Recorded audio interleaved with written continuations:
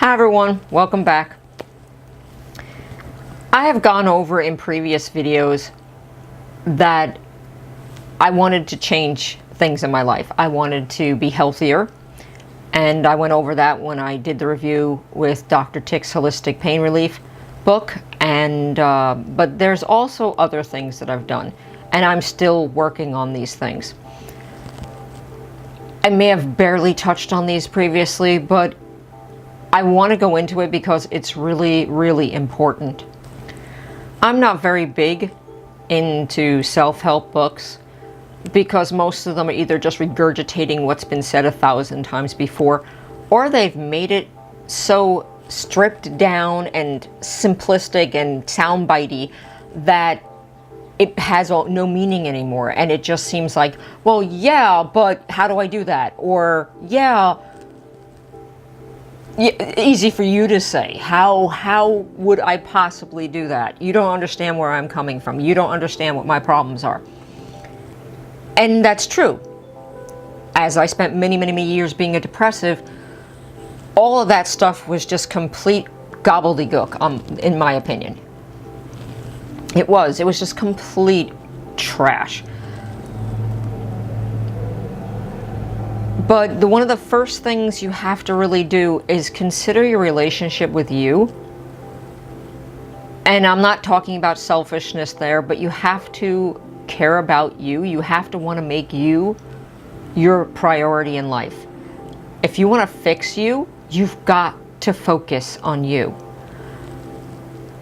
It's easier, and again, I'm pointing this as women, but as women, we are taught that we should be nurturing others.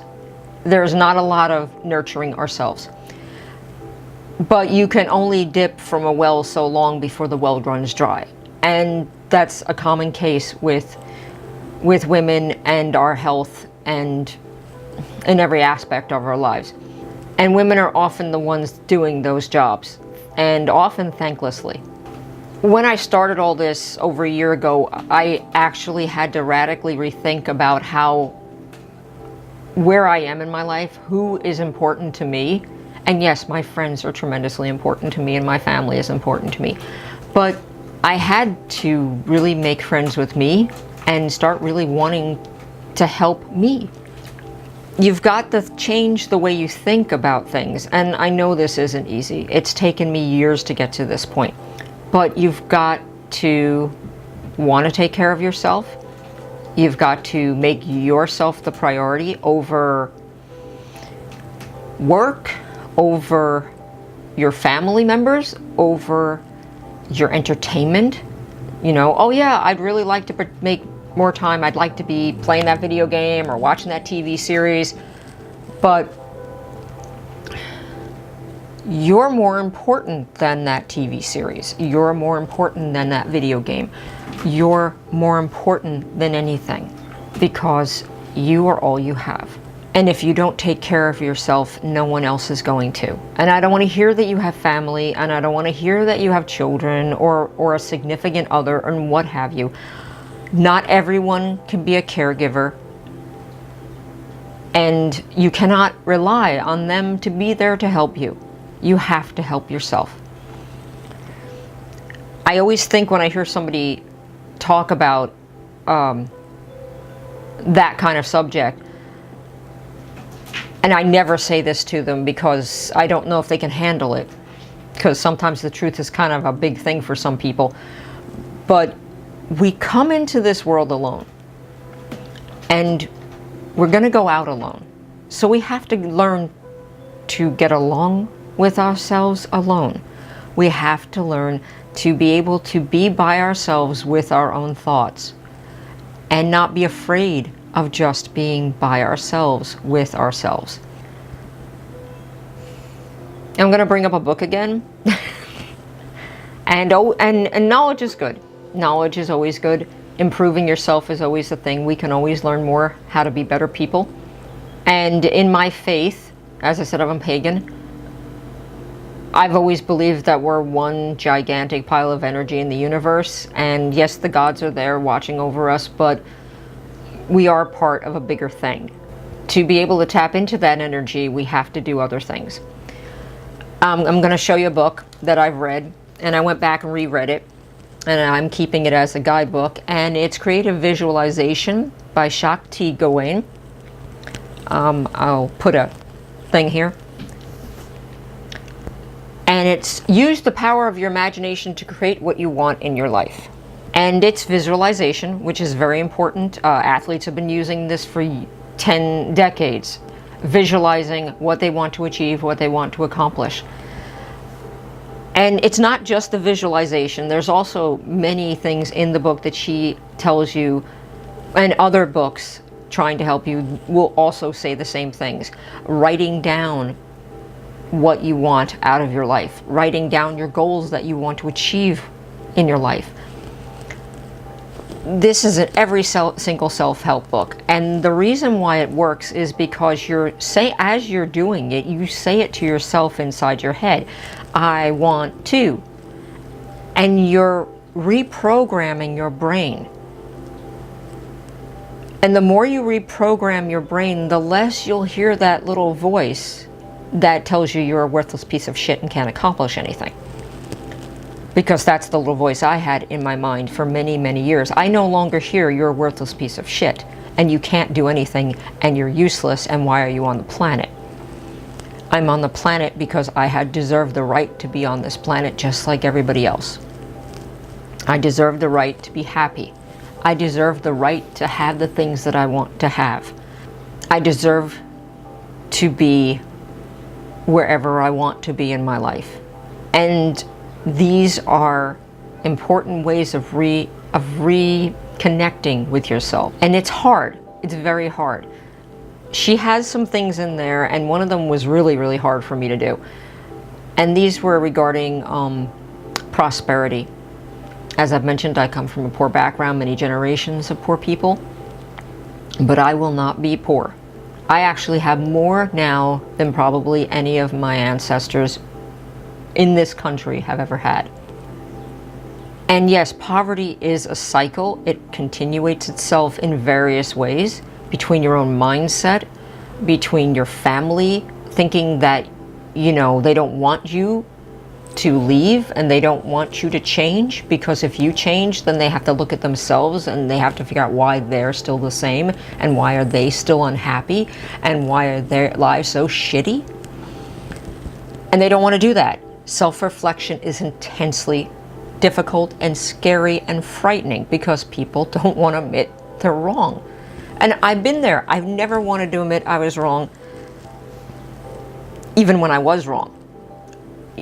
So, but when you're doing self-reflection, it's not so much that you're wrong, it's your perception is wrong.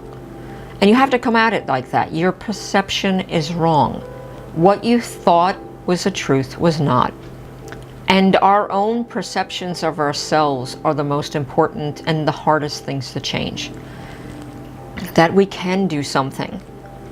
That we are worthy of doing this thing. And so I was writing out recently, I've started this about, a couple weeks ago, the prosperity ones. Because I want to do a lot of things and I want to give back. But I'm going to need money to give back. So I'm going to need it to come to me first before I can send it out and do a lot of good things with it. And I had no problem saying in there, writing down, I'm open to receiving prosperity in my life, blah, blah, blah. Then we got to one of them, and one of them says, I deserve the best, and the best is coming to me now. I had such a problem with this. And I had to look at it. I couldn't even say it out loud while I was writing it out. I couldn't even say it. And I thought to myself, whoa, wait a minute. This is a stumbling block. This is something that's preventing me from getting to my goals. Why is that? And I had to go back to those things, and we have lots of these things, particularly if we're poor and middle class, that keep us in our class, that society has told us why we have to stay in our class, because if we aren't happy staying on our class, you know what I'm saying? Do you understand what I'm coming from? If we're not happy to do our job in our class, oh my, we've upset the cart of apples. And I had a problem getting mentally past the idea that I do deserve the best. Whatever my concept of best is not important, but I deserve the best. I deserve to, if I want to, fly business class instead of economy. I deserve to be able to do these things. I have just as much right as the millionaire and the billionaire because we are all just people. And they have no more right to anything more than I do.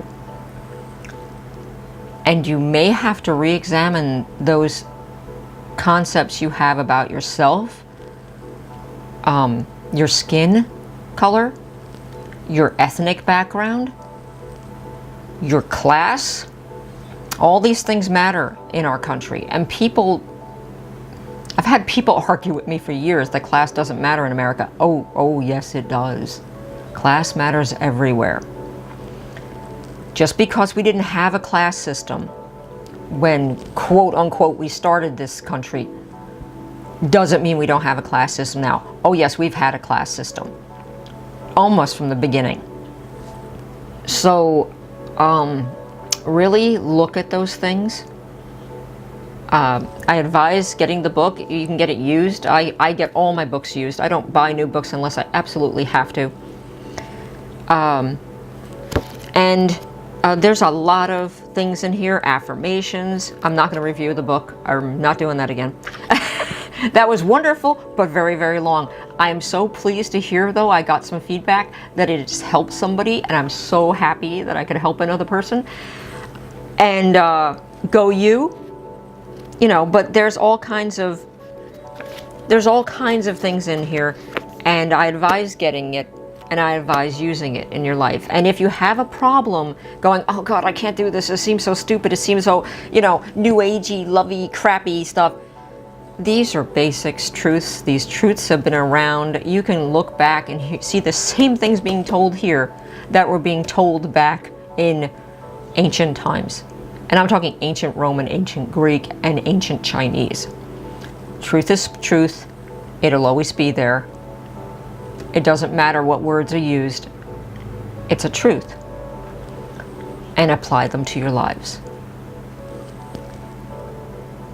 If you have any questions about that, please hit me in the dingy down below. I'll put the link for the book somewhere in Amazon. I don't get any money. I don't have an Amazon thing. I tried. But they expect you to sell... whatever it is you're selling. You have to have 3 purchases in like 120 days, and my fan base is not big enough for that, so I couldn't be an affiliate. That's fine. I tried, but I want to help people, and I am going to start recommending certain books that I've read, and to read them. And this is one of them. Creative Visualization by Shakti Gawain. And I'll see you soon. Please like, comment, and subscribe. Please ask me if you have any questions. Put them down in the thingy, or send them to my email, meanderingwayhome@gmail.com. I think. Double check down in the thingy. And we'll see you next time. Bye-bye.